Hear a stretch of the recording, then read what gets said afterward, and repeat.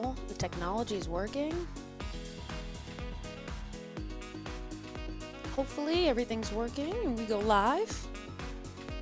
You never know with technology. All right, I think I am live. Happy Wednesday, everybody. And let me just start that over again because I never know if I'm going to go live or not. And I want to celebrate this Wednesday because it's been such a long week. Happy Wednesday! Happy Wednesday. We are live. We're going to talk about fraud because I've got some scary stuff going on in my life and I need to vent about it. Okay, let's get the party started. So here we are. We're going to talk about fraud today for carriers, shippers, and brokers. I want to let everybody know that we are live on LinkedIn. We're live on other social media as well, but I want everybody, to the best of their ability, to go on over to YouTube. And when you're on YouTube, make sure to subscribe. Make sure you're notified. YouTube will ping you whenever I go live or drop new content. You'll also find that all my videos are there. So you will find there's like 2 years worth of educational videos sitting on YouTube for free. Contracts, cargo claims, receivables, anything you can think of, it's all there, y'all. So that's free education. So sit there and sift through and go through the different videos on YouTube. So if you're on YouTube with me today, what I would like you to do is make sure you hit that button that says live chat.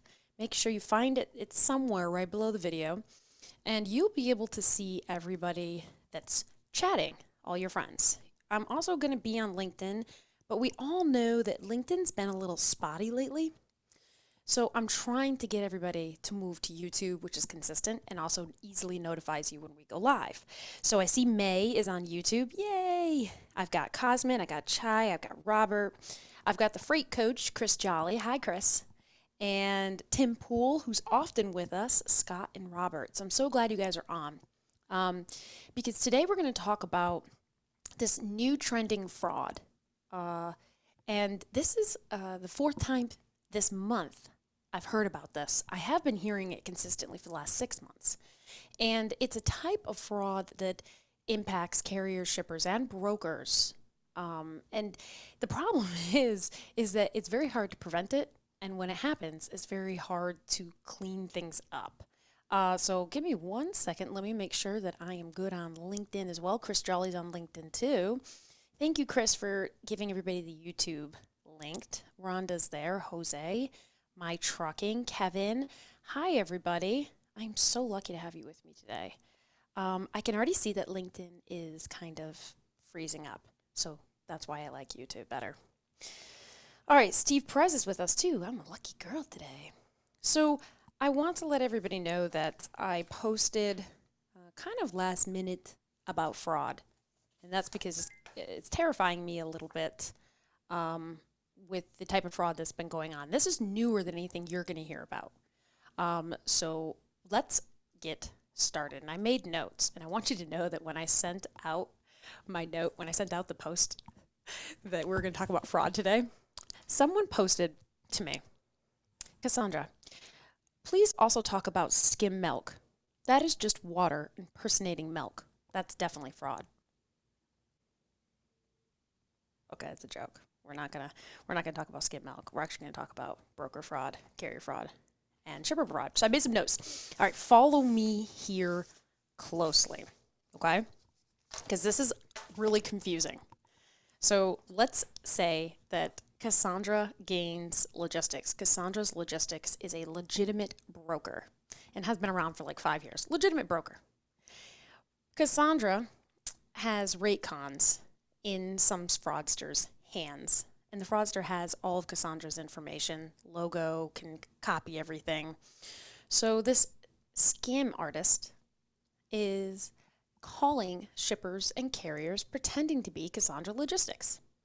The scam artist is specifically targeting shippers who are small in rural areas, ones who often don't run a lot of reports and research on brokers and carriers as much.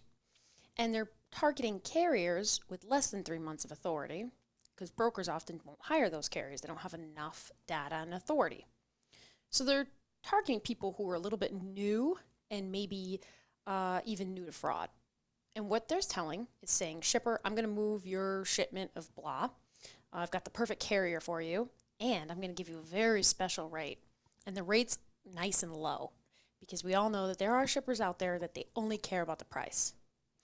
So the rate's really low, too good to be true for this shipper.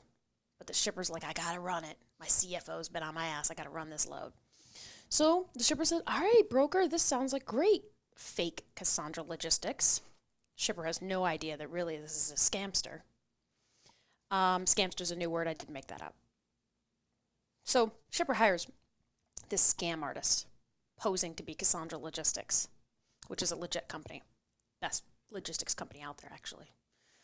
And what happens is that now scamsters calling all these carriers with less than 3 months of authority, new carriers, and saying, hey, run this load for me. I'm going to pay you a lot of money. How much money you want? And it's going to be, I don't know, $4 a mile. You got it. You got it. I'll pay you whatever you want. I just need you to move this load. Carrier's like, okay. Carrier gets the rate con, and it says Cassandra Logistics logo on it, Cassandra Logistics information on it, and it looks like Cassandra Logistics. But the scamster has changed the contact information and has edited it, which isn't too hard, and still hasn't told anybody that the scamster is not really Cassandra Logistics. It's Scam Artist Logistics. So carrier runs a load and sends the POD. Everything's good. Then carrier's like, hey, fraudster, where's my money? Fraudster's like, oh, Carrie, don't worry about it. I'll get it to you, no problem. Really, the fraudster's waiting for the shipper to pay fraudster. And then fraudster disappears. And the fraudster does this a lot and does this a whole bunch with using Cassandra Logistics data, logo, everything. So it takes some time, but carrier starts to get very angry that carrier hasn't been paid. And now fraudster's phone number is disconnected and not responding to the email. So carrier starts doing some research, or carrier just simply hires a collections company. And the collections company or the carrier reaches out to the real Cassandra Logistics, which they found on the website. And Cassandra Logistics is getting this demand for payment. Cassandra Logistics is saying, I have no idea what shipment this is. I can't find it in my TMS. I can't find the shipper. I can't even find the carrier. And utterly confused. But all of a sudden, more carriers are calling in to Cassandra Logistics saying, you owe me money. And it's a lot of money, by the way, because you just promised for it. Because the fraudster said they would pay whatever. He or she would pay whatever. It's quite a bit of money. So what happens is the logistics company is dealing with this mess and suddenly realize that somebody's pretending to be Cassandra Logistics. And from a legal perspective, when they call me and they freak out and they're like, Cassandra, someone's just going nuts pretending they're Cassandra Logistics. When they call me legally, there's quite a few defenses here that Cassandra Logistics doesn't owe this money. They never hired the carrier. It's not their shipper. They never hired the shipper. There's no contractual obligation. They've been a victim of identity theft. But here's the thing. It creates a lot of issues in that you may have issues with some of the load boards. They'll start rejecting you because carriers are reporting you. You have collectors calling you, threatening to file suit, threatening to call maybe some of your customers for some reason. It creates a big mess, and you want it to stop because it's giving you a really bad name in the industry, and it's all over social media. But at the end of the day, you didn't do anything wrong. So after this has happened quite a few times this month, and it seems to be a growing trend, I want to make sure that I illuminate this issue to everyone. So what can you do about it? It's kind of hard because, as you know, identity theft, even from a personal perspective, but also from a business perspective, is hard to prevent. There are fraudsters out there. It's just going to happen. But before I get to the preventative measures, I just want to take a peek at the YouTube comments and any other comments. I can tell that LinkedIn is all sketchy. Oh, there we go. I got some on LinkedIn. And I want to make sure that people don't have any questions before I go into how you're going to deal with this and how you're going to prevent this from happening. Amanda Miller is often the person who helps me. So if you have questions, feed them to her, and she'll make sure that they get my attention. She's very good at that. And she also will give you the links so you can find Amanda. She's a really good freight broker. If anybody wants to give her business, that would be good because she's awesome. So right now, what I'm going to do when we talk about prevention, give me 1 second. I'm going to copy, cut, and paste some language into the YouTube comments that you can add to your Raycons. So give me 1 second to cut and paste it. I'm going to copy this language. It's very simplistic language. I'm going to paste it into YouTube.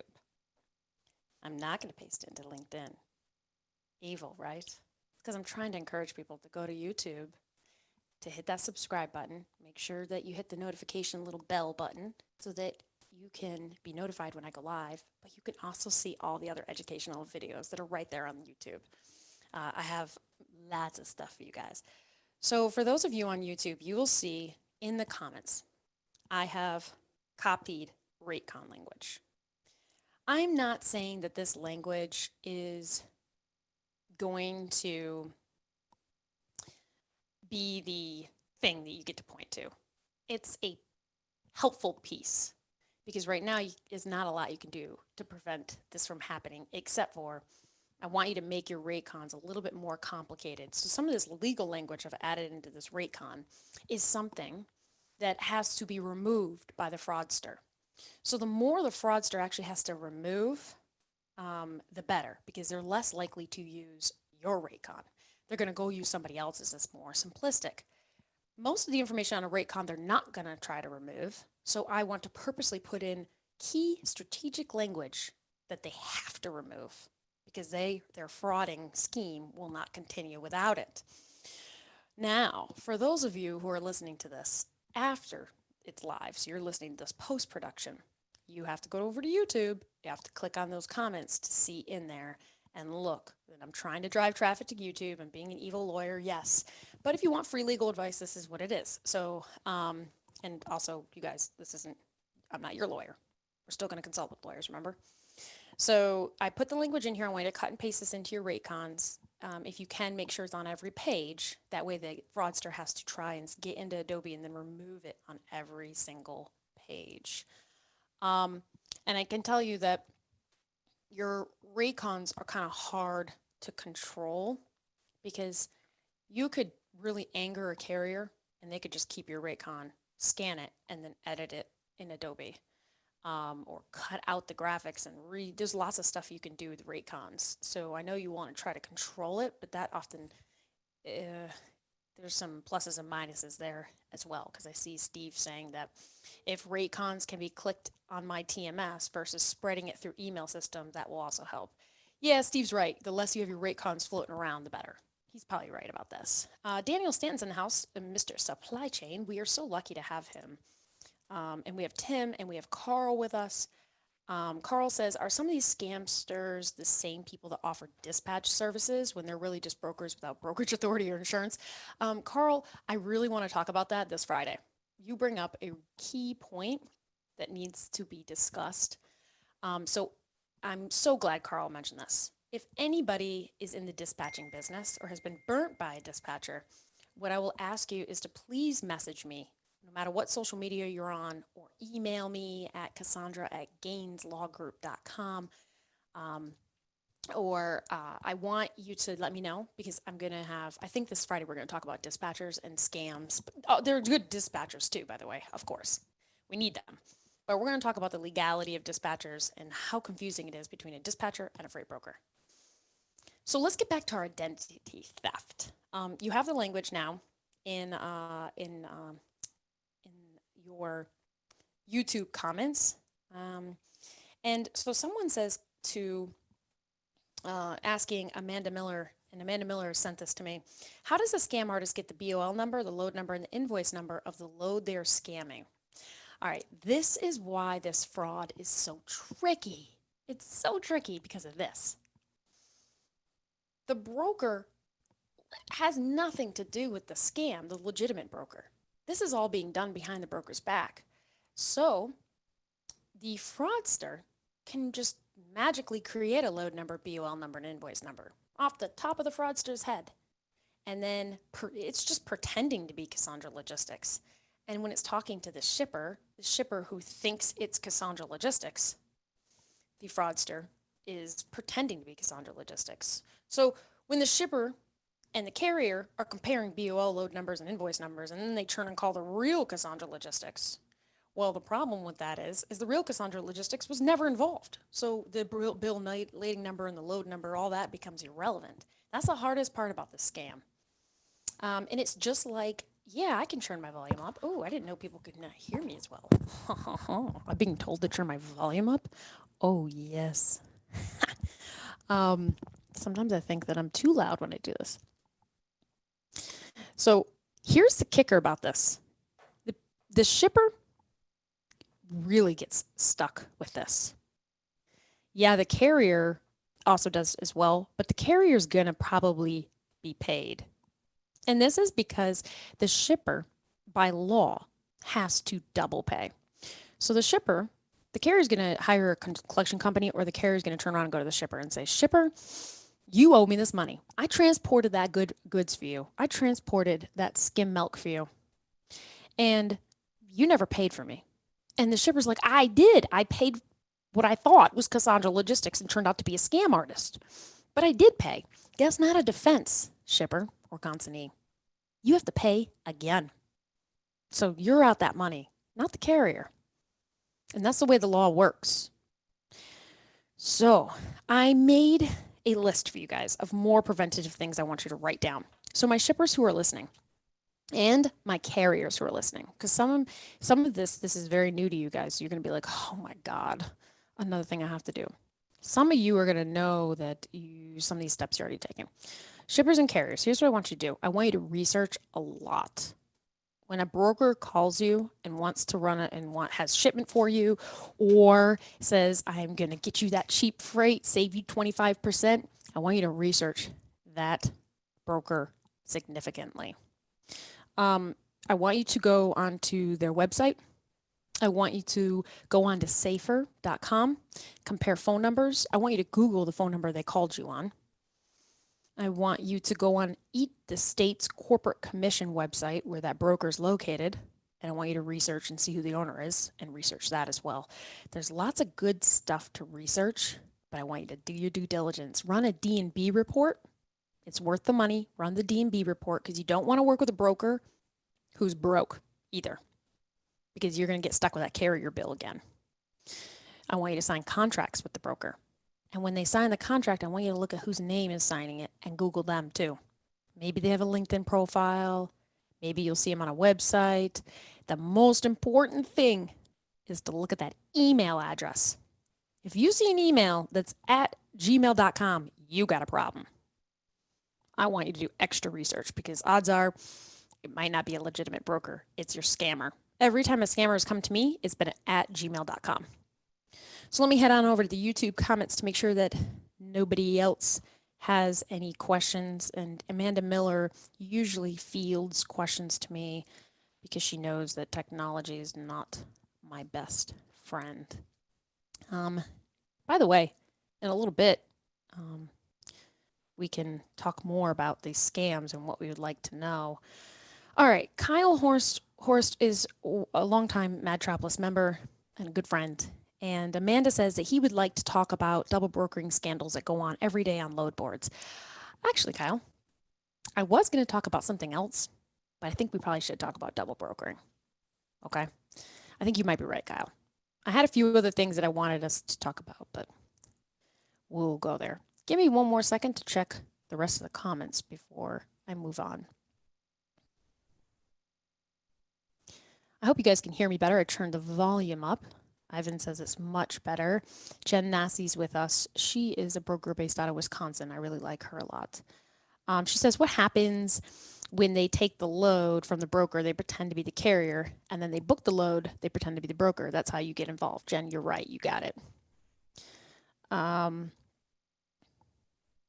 I'm just double checking a couple more things to make sure everybody's a happy little camper. I saw somebody say something about phone numbers. Sandy.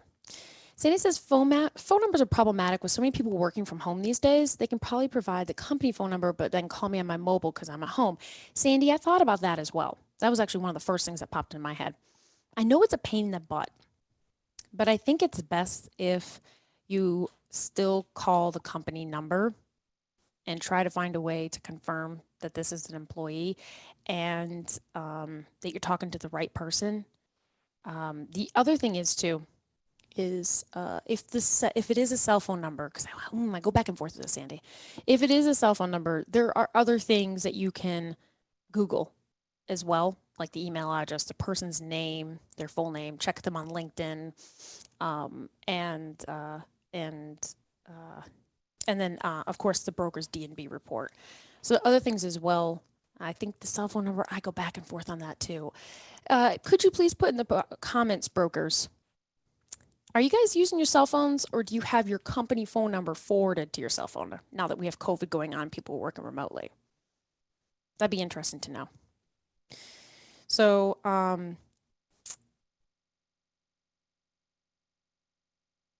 right. I see someone says that company phone forwarded to the cell number. Somebody else's cell phone. Yeah, that's hard, you guys. Somebody else says they have their number forwarded. Yeah. So I hope that helps, Jess, but Sandy, you bring up a really good point about phone numbers because I've thought about that too. Let me check my notes to make sure that there's nothing else that I put on here. Oh, I also told you guys, many of you already know this, some of you who've been scammed before, but be very suspicious. If you're a carrier and the rate is really high and you're like, be suspicious of after hours shipments and holiday shipments. That's usually when fraud takes place. And then I would like you to be very suspicious if you're a shipper and the broker is offering you a very low rate compared to what you had in the past. That is often a red flag that you should do some extra research and make sure you know who you're working with. Again, shippers, you're usually the one who are stuck with the bill in this problem. The brokerage is stuck with the headache because somebody stole their identity. Let me just make sure that there's nothing else. Okay, now let's talk about, for the rare few of you, and I'm going to move fast, 30 seconds. Because I'm going to make a little 30-second clip if this ever happens to you, okay?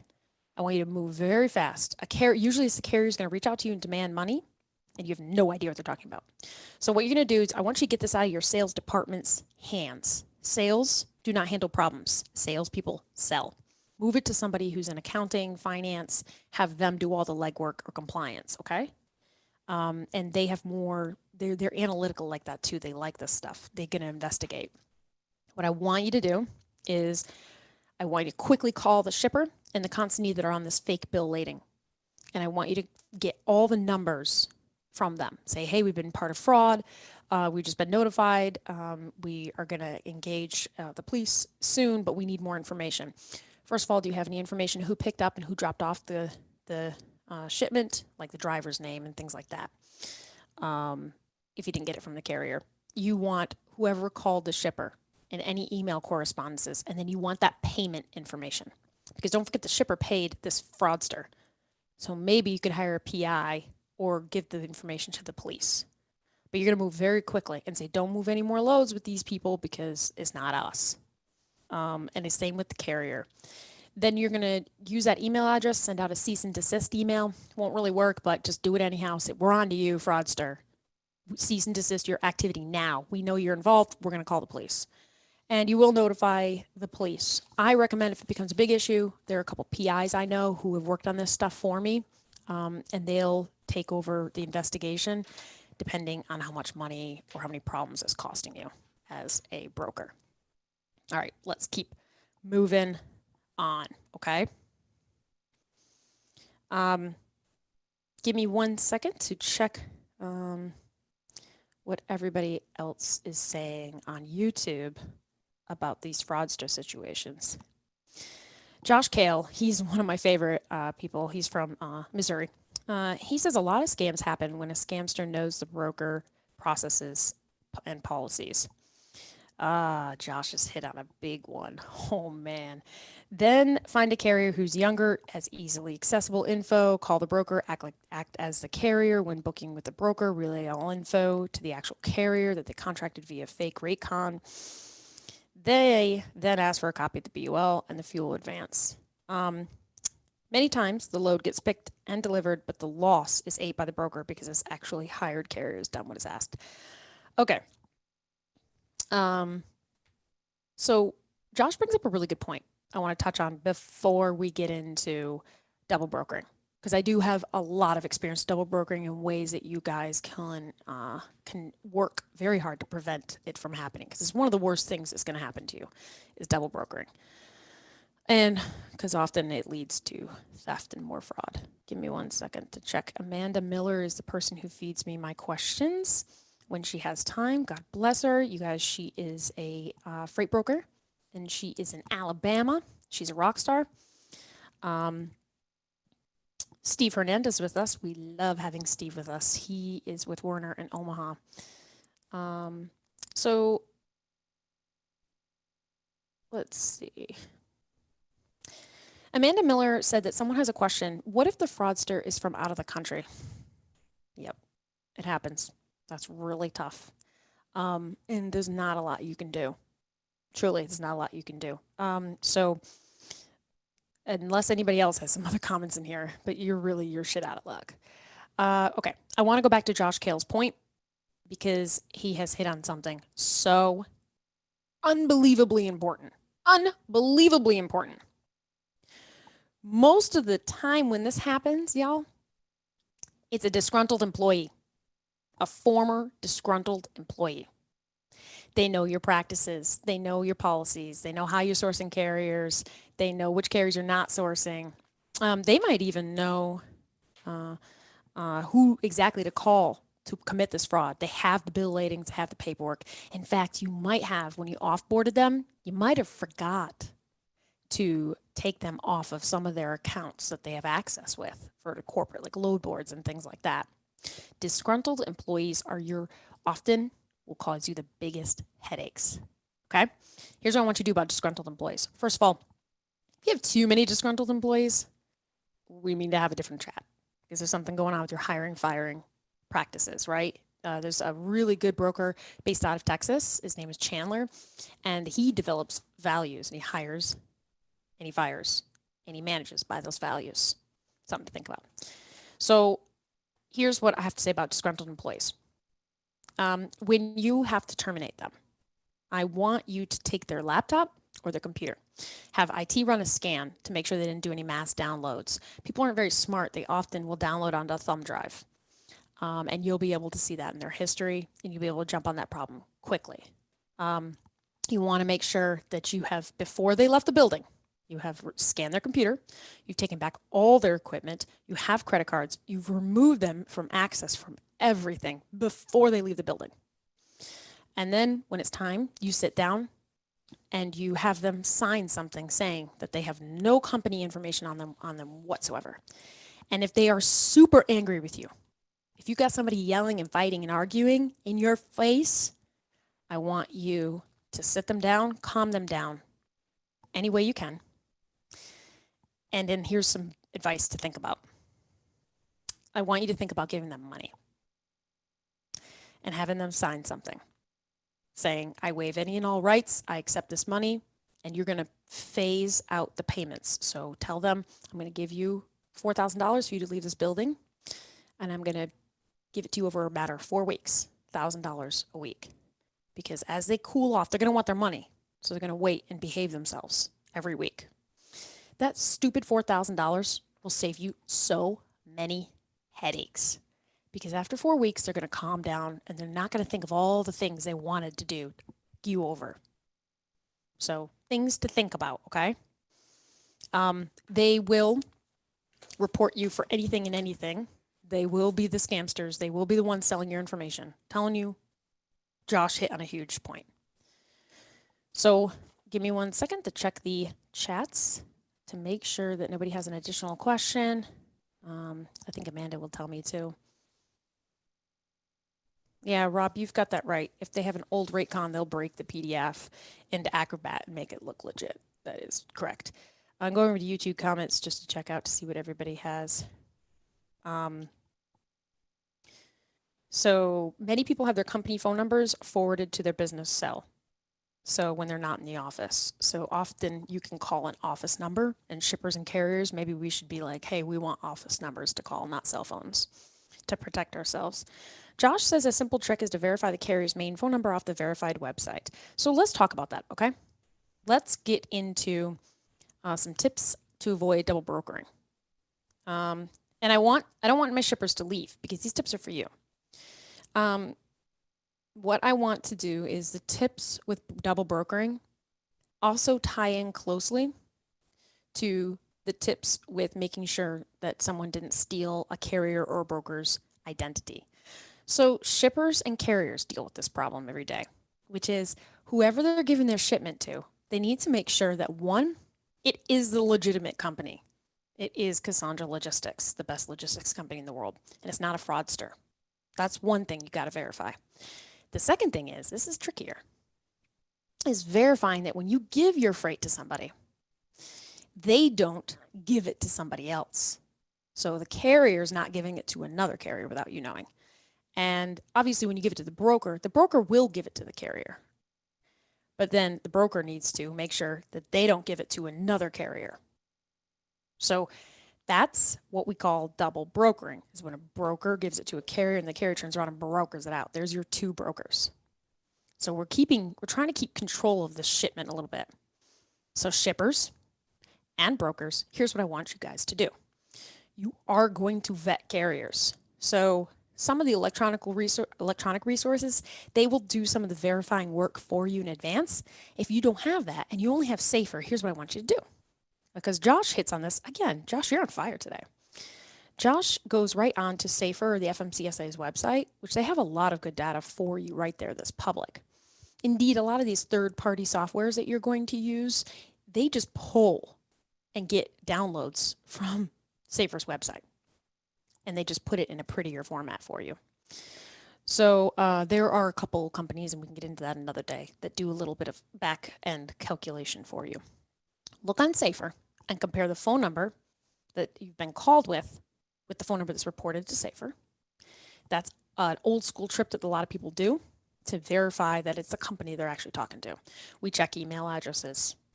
We check corporate commission filings. We run research on these carriers. But here, I wanted to give you a tip that some people don't think about. Put in your SOP. Mind you, you should be building out SOPs with everything I'm saying. And Steve, you know this. Steve Hernandez is with us. He knows this really well. He's got a lot of good SOPs. Tim Pool also has this. Tim Pool's already on this, okay, in the comments in YouTube. And for those of you who don't know, go on over to YouTube because that's where, it's more reliable than LinkedIn. And make sure to hit the subscribe button. Amanda's in charge of fielding questions to me. So if you guys have questions, get Amanda Miller's attention. And when you're on YouTube, make sure to click on the live chat button so you can see the chat. And these are all your friends, you guys. These are who you're going to network. Because anybody who's listening right now on any of the social media, they're your creme of the creme, or whatever that saying is. They're your elite people. They're hungry for additional information. So elite, I want you to make friends with elite. So look at their names, make friends with them on LinkedIn. Whether they're shippers, carriers, or brokers, they all could be potentially your customers and friends. All right. Okay, so going back to Tim. Tim, you made a good point. Where is it? Tim looks at the MC number, and he looks at inspections, and that they're really operating truck. Tim, this is my favorite thing in the whole world, is looking at inspections. In fact, sometimes, you guys, I go a little berserk. Anybody who knows that associated VIN report and inspection report tool that some of the third-party companies have and Safer has, you could lose your mind on it. What Tim is saying, for those of you who are new to, and shippers included, because shippers often don't vet their carriers and brokers. What he's saying is type in the MC number and look at how many inspections they've had. And I talked about this last Friday a little bit too. The inspections validate that the carrier has actual trucks. Because sometimes carriers, back in the day, like 7, 8 years ago when we used to have this big problem, carriers used to just start an MC number say they were a carrier, but they were really a broker. And they would have maybe because don't forget the MC 150 that they have to file when they start their MC number. You can put whatever the F you want on it, really. So they would just say, yeah, we got 3 trucks. Yeah, this, that, this, that. We got this many miles. But the true, realest data you can ever have is inspections. That is the only thing that is true and real. And when you go to, I hate this fucking company, Carrier 411, but if you go, he has, Darren, the owner, he has an associated VIN report on there. He will match up VINs with the inspections with the MC numbers. And it's amazing. I think actually Safer has it too. Most important thing is if you pull up the MC number and it's a carrier with no inspections, you got a problem. Don't hire them. You need at least one roadside inspection for the whole year. Otherwise, what's that carrier doing? 1, they're running loads locally. They could be. So you might want to just pay attention to what lane you're giving them. 2, they have no trucks. They're brokering everything out, which is what you're trying to avoid. 3, they're avoiding inspections. So old school truckers will know what routes to take to avoid inspections. To any of my carriers listening that have been hit lately with their CSA numbers, one thing to think about is to do things to get yourself more inspections so that you could have better data, which brokers like more data. That's something to think about. It can work in the opposite way though too. So many people are reporting in here on YouTube on the chat that inspections will validate mostly like the lanes they run. Ooh, who was that? Para55A, whoever you are. Really good point. We're getting in the weeds a little too much. I hope you guys, I'm not losing you guys. Okay. What he's saying is that when he pulls up and he looks at their inspections, if you're running a load, on the West Coast and this carrier only has inspections on the East Coast, that'll signal to you that you've got a double brokering. You could possibly, this carrier, carrier, is going to broker your load out to somebody on the West Coast. So something to think about, you guys. By the way, somebody just said, why the hell do you know all this, Cassandra? For those of you who didn't know, I have worked for Global Trans, Echo, Arrive, Schneider. I think I'm missing a couple. And then I also consult. So companies will hire me to build their compliance departments and build their risk, like train them on risk. So companies that have like a lot of cargo claim problems, things like that, they'll hire me to come in and teach them all this stuff. And then train all their people to do this stuff. Here's the other thing. Para 55A, you're going to love this one as well. Because this person already knows what I'm about to say. This is really, I love this stuff. If you look at the inspections, which is the most fun thing in the world, and you see you see a lot of inspections in LA and in Chicago. And you don't see anywhere else. Actually, who's going to answer this for me in the comments? What does that indicate to you? So you're probably going to run a load in that area, but for some reason, the carrier doesn't have any inspections in any other states, but this California and Illinois.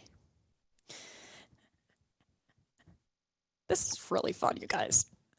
I'm having so much fun with this. All right, the YouTube commenters have already hit us. They railed it. And that's Josh, Robert, Chris Jolly, Scott, and the first one was Destiny Jimenez. Destiny is one of my favorite people in the whole world. She's in Northern California in San Francisco, and she runs Expedited. Very good freight broker if you need an expedited freight broker. So yes, Ignacio, yes, they railed it.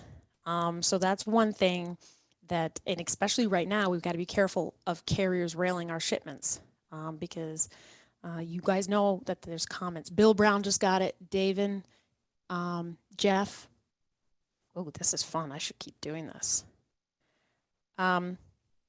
if anybody, so why we get so obsessed with inspections and then we look at the map of inspections, that's because this is our only true real data. And the piece that I want you guys to know is that's how you cut down on double brokering. If you've got an MC number that really doesn't have any, they don't have any roadside inspections, don't run a load with them. Is there anybody here running loads with people even though they don't have, like, do you guys have rules saying we have to have at least one roadside inspection in 1 year or in 2 years? Does anybody have that rule? I'll wait in the comments. I'm betting they do. Chris Baker's just joined us. He's an expert at this type of stuff too.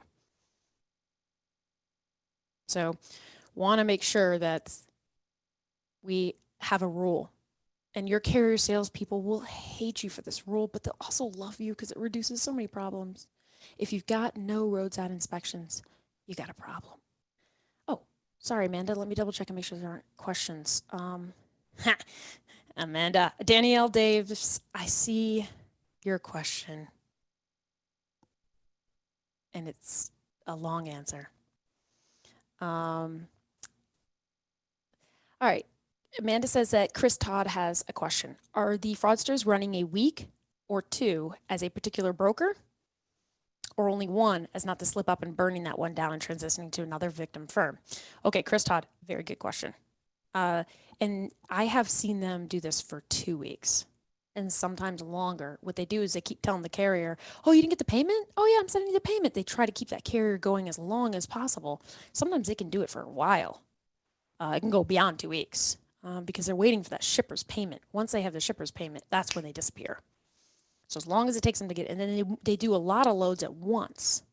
And they do this all up front so that they get a bunch of shipper payments and then they can disappear. And that's, you guys, Chris Todd is asking a question about the beginning of this show. So those of you who just joining us, we talked about a particular fraud that's new to our industry and is running rampant. Right now we're talking about double brokering. Okay, so I want to see what people have to say about roadside inspections. Yes, quite a few people are saying that you need to have a roadside inspection to run a load with us. What I would love to know is if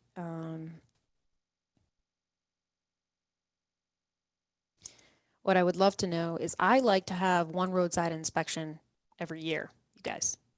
Some people, hey, you have to have one roadside inspection, at least one within 2 years. And that's because the FMCSA only keeps that data for 2 years, reported for 2 years. I think that's what it is. Okay, Amanda Miller, I just saw Robert's question. And this is a good one. I hope I don't lose too many people though. Okay, I don't think I will. The numbers are still high. All right, so Robert is asking about conditional carriers. And then he's asking about the sister companies of conditional carriers. Well, Robert is talking about, this is another way, this is off topic completely from fraud, but it's important. What Robert's talking about is that he will run on the VIN reports using a third-party company. He'll look at what companies, what MC numbers have been associated with this carrier. So here's a fraud that goes on a lot, you guys, especially in Bakersfield, California. It goes on a lot. So actually, this isn't off topic, Robert. This goes on a lot. So carrier is about to go conditional. You will often know that because they'll have an increase in inspections. Chris Baker brought that up. They'll suddenly get hit for lots of inspections, and that's because the FMCSA is targeting them.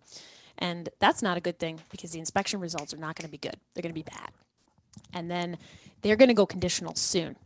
So this type of carrier knows that they're going to go conditional soon. So what they start doing is they open up another MC number because they got time because the FMCSA moves slow.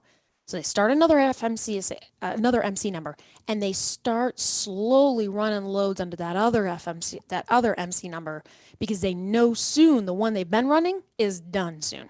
And then who gives a shit? You got another one ready to go. Boom, boom, boom. And so at first they'll run loads with the brokers who don't have rules. Many brokers have rules and shippers that in order for us to hire you, you have to have at least 6 months of consistent authority. Anybody who has less than 6 months, you might want to think about the problems you're seeing. That might be the reason why you have a lot of problems. So the carrier who's about to go conditional knows that for 6 months, he or she has got to start up another company. They take the trucks that were under and are under the conditional pending MC number, and now they're taking those and running loads under the new MC number. The inspection data, the best data in the whole world, will track it. The inspection data, because when you're inspected, the officer is going to write down the MC number. And so the new MC number is going to start showing up for that same VIN pending on the old MC number that's conditional. It's kind of tricky, you guys. But that's a old school trick way of knowing this is a born again carrier, what we call chameleon carrier. So they got problems. They're not going to be around long because they couldn't figure it out the first time. Odds are they're not going to figure it out the second time either. So they're warning carriers. All right. I know I went too far in the weeds with some of this. This is tough stuff. So let's pause for a second and make sure that everybody is... Chris Jolly says it's a reincarnation race. Chris knows for sure as our freight coach. Judy says, don't they track them through owner name? No, or are they changing owner names also? Judy, when they do this, they're creating, they know that you'll track the owner name. A lot of the third-party companies track the owner names as well. So they do it under like a cousin or a friend's owner name because they're trying to do a fresh company. So it's harder for less experienced brokers and shippers to catch it. And the goal is not as much liability. The goal with vetting these carriers is reducing fraud, reducing double brokering. And that's why our industry has such a double brokering problem, is because this stuff is hard work and it takes time. And often when you're trying to run loads, no one wants to take the time, especially after hours and on Fridays and on holidays. This stuff takes a lot of time and a lot of experience. Every time you're burnt, you will go back to the way you vet carriers and you will change the way you vet carriers every time you're burnt if you're smart. Let me skip on over to the remaining piece of fraud I wanted to tell you guys about. I wrote it down.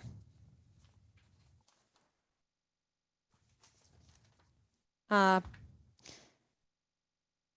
see. And for those of you who didn't catch when I said the first time in the beginning of the show, this Friday, I want to talk about dispatch services and brokering and everything around it. I want like an insight into dispatching services. So if you work for a dispatch, you're fluent with a dispatcher, or you've been burnt by one, please reach out to me so you can come on the show and kind of talk to us about it and we can learn more about it. And yeah, Jess, if you could come on again, you kind of started this whole thing. So I would love to know, and I think Danye has some experience in dispatching as well. I think that there are some great dispatching services out there, but I think it's really confusing for brokers and shippers to figure out what's a dispatcher, what's a broker, and what's fraud. That's a tough one. I'd love to have some insight into the actual operations of a dispatcher as well. What's it like to be a dispatcher? So here's one thing I want to warn you guys about, and this has been happening a lot. Make sure to my shippers and to my brokers and to my carriers, find a way to keep an eye on new customers or customers who are suddenly running a lot of loads with you. And to my shippers who are like, I don't have customers running loads with you. I want you to be careful of how many shipments you're giving to a new carrier and a newer broker to your relationship. So everybody has the same risk. Suddenly, someone knows they're about to go out of business and they're going to try either moving a lot of loads so they can get payments and then scam the carriers out. That happens quite a bit, and the shipper's stuck with the bill. Or the opposite, brokers. You've got shippers who know they're about to close. So they're going to move a lot of loads with you, broker. And I'm talking about they're going to move like $60,000 in a month with you or $100,000 in a month for you. And it's going to be abnormal. And it's because they know they're about to go bankrupt. They're not going to pay that. They're not planning on it. They're trying to get money from their customer who bought the goods. And then they're out. So be very careful of this. I want you to keep running consistently. Even if it's been a good shipper for a long time, or a good broker or a good carrier, run these D&B reports, and I want you to somehow run a report once a week. If you're in accounting and your finance, I want you to keep track of who on this list, you can scan it really fast. You'll see it if you know your business.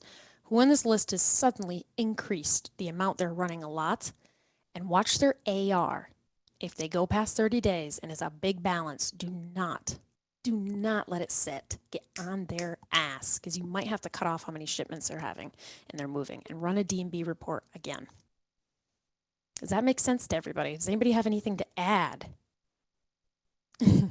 Robert says no posting rates on Fridays. Truth, Robert, truth. Okay, Danielle. Danielle has a really good point.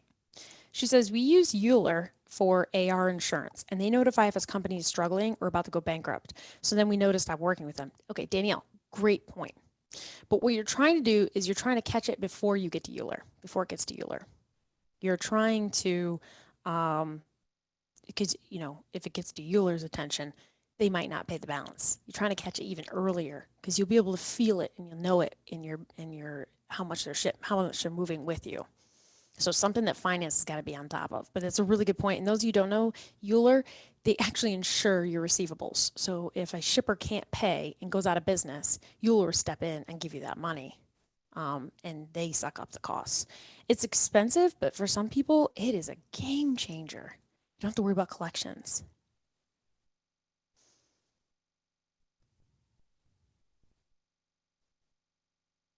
I'm just checking some of these comments to make sure that there's nothing else that I wanted to leave.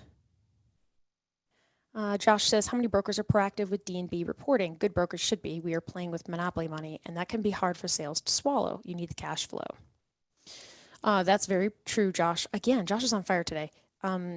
So sometimes brokers, when they are going to extend credit to shippers, or they're going to do business with shippers at all, customers, they run a D&B report. That's wonderful. That should be your number one rule. You never should touch a shipment without looking at the D&B report for a customer and running some background searches on them too, like Googling them and everything.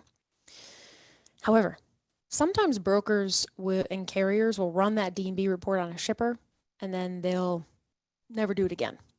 Me, I like to consistently run it and keep looking at these customers over and over again, because you never know what's going on. So I like to build it into an SOP for my finance people. This is risk, you guys. This is what I do because I've seen it. I've seen people be burnt.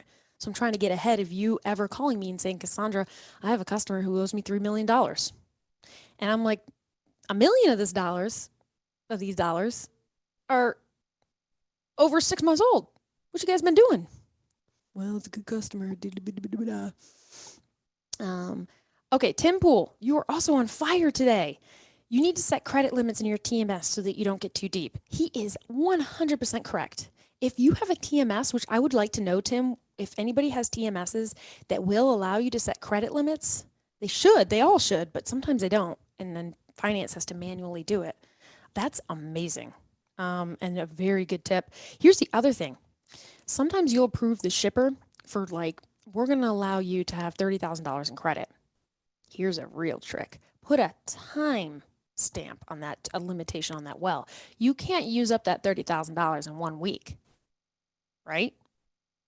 That $30,000 was supposed to be for a whole month, because if they're using it up in 1 week, that means they can disappear, or that means that they can go bankrupt. It's too fast. So make sure finance, you're putting, if you can, time limits on that amount that you're giving as credit to. Okay, Scott, you hit it right on the head. As a carrier, I don't get in too deep with any one broker either. I have to spread the risk around a bit. He's right on that. That terrifies me when you've got a broker who's like basically your bloodline. Yeah, I agree. And yeah, Andrew Teal, our resident shipper, says AR aging report should be evaluated early and often. Sometimes as a business owner, and some people do this with their personal finances too, they avoid actually looking at their finances because they don't want to deal with it. So for those who are I've noticed that some of my clients who are in like the 50 million to $100 million revenue range, they are a lot slower to look at their AR for some reason. So I'm always pushing them. You've got to have AR, but you got to have SOPs. Like, what happens when your customer hasn't paid and it's past 30 days old? What do you want to do? You're going to send a notice to them and you're going to mark the diary. What about when it's 60 days? Send this to them, mark the diary, stop shipping. When it's 90 days, what about this? Send to collections. Like, have an SOP in place and then have meetings with sales and whoever else is involved with that customer's account to talk about the status and why they're not paying. If you can take all those steps right there, you will avoid so much trouble. Like I saved you someone. Wow, this is a lot of gold coming up. Damn. Chris Jolly says she'll help at their doorstep at 90 days. That is true. However, there will be customers who won't pay for like 180 days, and that's just the way they are. So when I go through my clients' AR, because sometimes clients hire me because they have major AR problems, and I come in and I clean it up. Often we will go through as a team, but there will be customers that we know don't pay because they're just, you guys know customers they are. They don't pay because it's 180-day terms or something like that, ridiculous. Or you just know from history over the last 2 years, they just slow to pay, which we give them a little bit more leeway, but not too much, because often customers, you can train them to pay. You want to be on their ass because you're training them. If you don't say anything and don't send them late notices and you're not an asshole, you're kind of letting them, and they're going to keep pushing that limit like salespeople. Give an inch, they take a mile. All right. I love that Andrew Teal said have SOP and follow it. Discipline is important in all areas of your business. That is so clutch. I think when everybody hires me, most of the time, I'm just setting up SOPs and I'm being strategic with them and teaching everybody to follow them. Woo. This, you guys, was a lot. I'm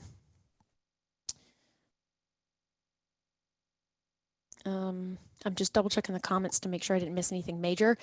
Okay, so a couple things to remember. If you're on YouTube, hit the subscribe button, hit the notification button so you know whenever I go live or when I drop more educational videos in there. There are 2 years worth of videos, so make sure to watch all the videos because there's lots of stuff, you guys. The other thing is, if you are a dispatcher or you're interested in learning more about dispatching, let's talk about this Friday because I think that that's just a gray area and a very messy area, and we should probably hit on that this Friday. And that is it. Thank you very much for joining me. I'm gonna put in some nice calming music because I came in hot because I was fraud and I was just freaked out and I'm worried about you guys out there. Tacos and cerveza is the best, someone says. Thank you for joining me, you guys. And be careful out there. I'm doing this because I'm trying to watch out for everybody in this crowd. So have a good rest of the week and I'll see you on Friday.